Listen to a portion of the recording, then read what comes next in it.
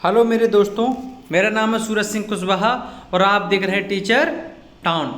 मेरे प्यारे दोस्तों, जैसा कि आपको पता है कि एमपी टेट वर्ग 3 यानी कह सकते हैं कि मध्य प्रदेश प्राथमिक शिक्षक भर्ती परीक्षा की जो परीक्षा हुई थी उसका रिजल्ट आ चुका है और उसकी भर्ती प्रक्रिया शुरू होने वाली है।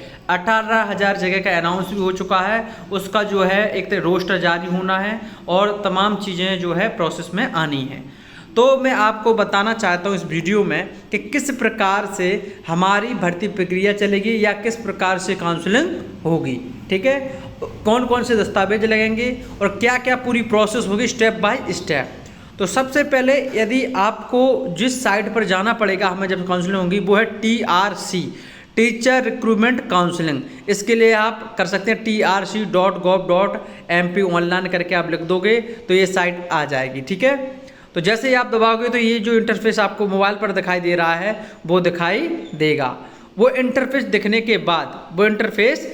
के बाद आपको दो विभाग दिखाई देंगे। लोक शिक्षा संचालनालय मध्य प्रदेश DPI अर्थात आदिम जाति कल्याण विभाग मध्य प्रदेश ट्राइबल। ठीक है, पर आप जिस पर भी क्लिक करना चाहेंगे, लेकिन इस बार जो भर्ती प्रक्रिया है वो संयुक्त रूप से होगी, काउंसलिंग संयुक्त रूप से होगी। तो एक हो सकता है कि अलग से ऑप्शन दे दे वो और दोनों की एक साथ हो सकता है कि अलग अलग भी रहे और लेकिन वो काउंसलिंग की जो लिस्ट आए वो एक आए। ठीक है दोस्तों, उसके बाद हम क्या कर सकते हैं, तो उसके बाद क्या होगा इसको भी मैं बताने वाला हूँ।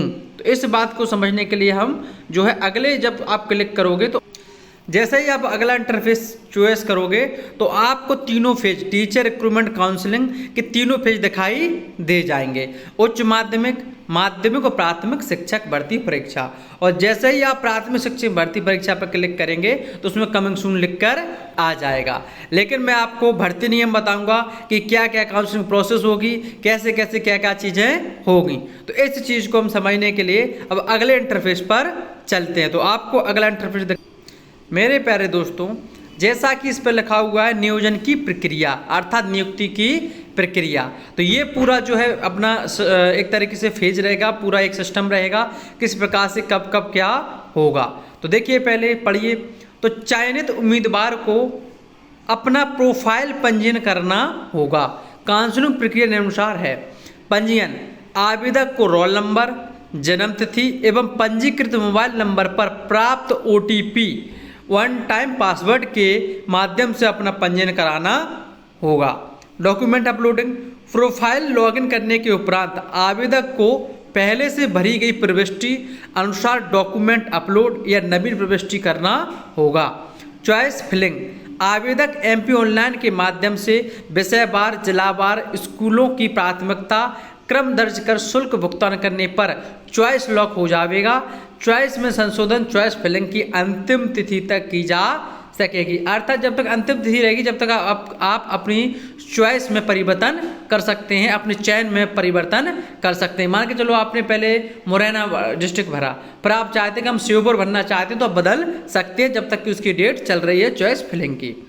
अभिलेख सत्यापन एवं रिपोर्टिंग, जिला सहायक आयुक्त स्तर पर चयनित आवेदकों के अभिलेखों माने मूल प्रमाण पत्र का सत्यापन उसी जिले में किया जाएगा जिस जिले के लिए आवेदक का चयन हुआ है। अभिलेखों के सत्यापन के उपरांत ही चयनित आवेदकों को द्वारा रिपोर्टिंग की जा सकेगी।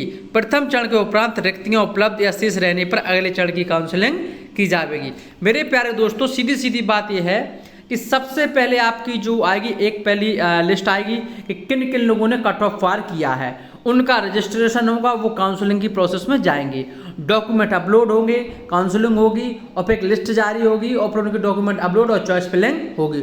चॉइस फिलिंग के बाद आपकी DV होगा, माने मूल प्रमाण पत्रों का सत्यापन होगा।